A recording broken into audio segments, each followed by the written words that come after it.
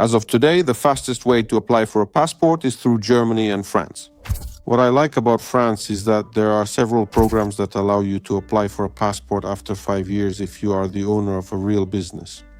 We have now launched several such programs. This is a 4-year residence permit called the Talent Passport, where you acquire a real business or real estate under a French franchise, and in this case, you not only receive a 4-year residency, but you also meet the requirements of the program for obtaining a passport.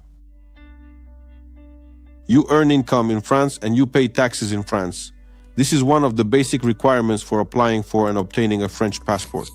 The wrong question is, what's the cheapest residence permit? Also, what does a cheap residence permit even mean, right? If you get residency in Spain and want to comply with all the rules, you have to declare an income of 3,000 euros and pay 24% in taxes. If we calculate how much that will be per year, it will end up costing more than any option in France. And in general, you can't look at a residence permit as simply the cheapest option. There are also the costs of paying lawyers, attorneys, or any consultants you might have found. A great many people often mistakenly believe that the Beckham Law can fully protect you from all taxes on the income you receive, such as dividends from a wide variety of international companies. But you have to consider that there are different types of income. And if, for example, you are the founder of a company, the director of some company in Dubai, in a tax-free zone, and you obtained a digital Nomad visa and continue to manage it online, if the tax authorities find this out, they will consider that the money you earned, the dividends you received, were earned on the territory of Spain, and they will tax the income you received in Dubai. That's why, once again, I repeat, you need to consider a lot of factors when making your choice. You need to look at how your cash flow is structured, where and how many days you will be living, where your income is reported, and what taxes you will have in future periods, right? For example, even before obtaining a residence permit, we often strongly recommend executing specific financial transactions or sales, so that they fall outside the period that will later be subject to taxation after you move. Again, it is important to remember that even after your residence permit expires, especially if you decide not to renew it, there is still a significant period of time during which nations such as France or Spain will continue to consider that the money was earned while you were a tax resident there. Consequently, they will claim taxes on your total income even after your residence permit has expired or was not renewed. All these factors need to be taken into account, and each of our consultations takes at least 30 minutes. Many people who have ADHD, yes, they don't listen all the way through, and then they come to us only when their cases end up in court. But we try to convey this information not only during consultations. We create a lot of PDF materials using neural networks, various video presentations, and we try to send these to our clients so that they start thinking before they do anything. I like this question, which is the cheapest one. Spain is cheap in terms of setup, but taxes can end up being 5 times more expensive depending on the situation. That's why you must analyze everything, calculate, figure things out, and map out a path for each case. And that's it. Yesterday, a well-known blogger called me, "Oh, I'll do an ad, set me up with Spain." I said, "Are you sure you want Spain?" I said, "Are you really ready to pay that much in taxes? Are you really ready to live there, not just spend half a year and then risk being banned from entering the Schengen area altogether? We have no idea how this will all end. Are you really sure about this?" And he started thinking, "Wait, is it really that serious?" I said, "Of course it's that serious. Your 1,000 followers or even millions won't help you there. Let's better come up with a plan for you to get a passport, regarding Uruguay." He really listened, and we thought it over together. We talked for about an hour about how maybe it would be better to spend half a year or a year living in Uruguay, register as a sole proprietor there, start earning income, maybe related to crypto. And, well, I don't know. He went off to think about it. He'll decide something. I'm pretty sure he won't just think that a residence permit with Nomad rights is simply a replacement for a tourist visa anymore. Also, follow us on Instagram, where we post the hottest migration news, and subscribe to our WhatsApp channel, scan this QR code, or follow the link in the description of this video. The most common request, if we're talking about clients from Dubai, is obtaining citizenship. The most common one. And which country? What are the requirements? What are the living conditions? What will happen with taxes? If we're talking about France, you can apply after 5 years. You need to have income in France, pay taxes, reside there for 5 years, and have a B2 level of language proficiency for the passport. Spain.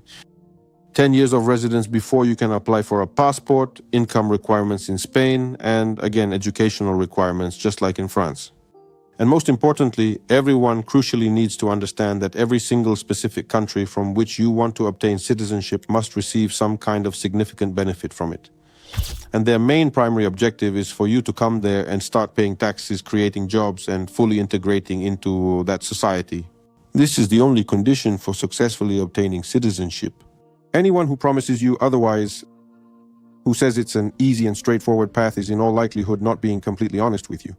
About 30% of the leads that come from advertising, well, clients, they ask a question, they write 2 messages. I need work permit, I need work visa. We simply cannot do that at all. And again, if you truly want to comply and obtain your legal residency status in Europe, you must first, well, I already have 2 pinned messages, and we send them to these people. In order to get a valid work permit in Europe for non-citizens of the Schengen area, it is absolutely essential that you first receive a formal and official job offer from a registered employer. And only after that will they arrange this visa for you. And only then will you be able to move legally. But it's not very easy. It's a complicated process. In many countries, for example, we deal with this in France and we know this topic thoroughly. The employer must prove that they cannot find a specialist for that salary among people who have a work permit or a national passport, a passport of that country.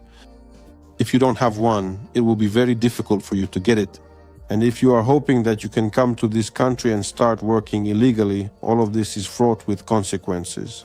Recently, a new pact was adopted according to which they want these camps where people who are illegally staying in the country will be held to be located outside of Europe. So it will go something like this. You will be relocated abroad, the court or some other procedure will deny your case, and you will not be able to return to the European Union. If you want to appeal something from outside Europe, it will all become meaningless. Therefore, if you really want to find a job, you need to improve your training, your education, and look for work. This is the only way. I'm not sure, but lately we've been looking quite a lot towards Latin America. We have partners in Uruguay, Uruguayan citizenship, a Uruguayan passport. It's very good because it allows visa-free entry into the Schengen countries, the Schengen zone. Applying for a passport for citizenship if you are married is already possible 3 years after obtaining permanent residency. The procedure is such that upon arrival, if you meet certain conditions, you can immediately apply for permanent residency and receive it for 3 years, and after that, you can immediately apply for a passport. Currently, obtaining citizenship takes about a year. Throughout the first 10 years after successfully obtaining your citizenship, even if you live in Uruguay, you will only pay taxes on income that is earned in Uruguay. There are no taxes on worldwide income, so it is a very good jurisdiction for so-called toxic passports. It has beautiful nature, great cuisine, and a fast path to citizenship. Currently, it is one of the fastest options. I think that right now there are potential risks for all Caribbean passports. Whether they have already been issued or people are still planning to obtain them, these are the passports you can get through investment. I wouldn't rule out the possibility that in the near future, holders of these passports could be barred from entering or leaving the Schengen zone. But passports obtained through naturalization are generally less at risk.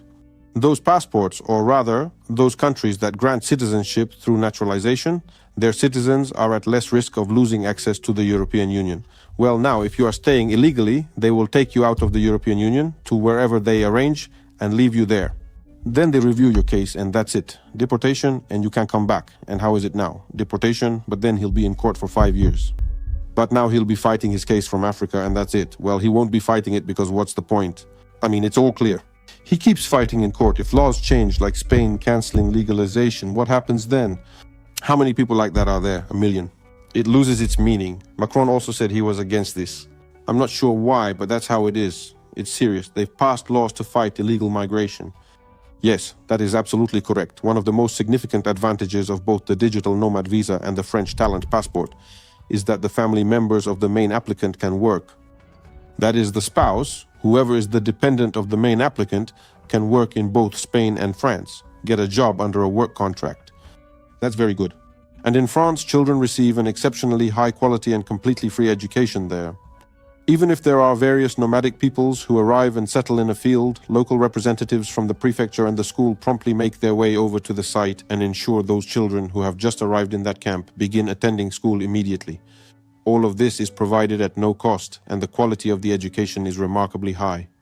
Yes, my brother graduated from a French university. Everything was free. French language education is free, but English language programs are paid.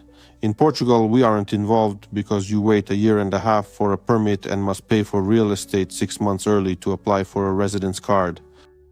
Sometimes people even go to court just to get an appointment to apply because there are no available slots. There's nothing good about it there either. They increased the passport application wait to 10 years. This is for yes, it's been a couple of months.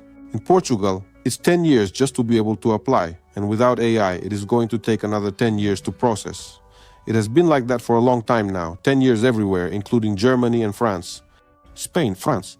Well, we can arrange Portugal for those who want it. We just ask, why do you even need it? Spain, Nomad, digital nomad. A good option, which I personally like for young people, is the Spanish digital nomad visa. If you have some kind of professional work contract, for example, you have various people or rather a specific company that pays you for your work as a programmer, and you're sitting working on your code remotely somewhere in Thailand, then if your monthly income is at least 3,000 euros, you can apply for a digital nomad residence permit in Spain. For this, you need to get a Schengen visa, go to Spain, wait there for about a month, successfully get your ID, and you'll have a 3-year residence permit in Spain. You'll then pay 24% tax on your income under the Beckham Law.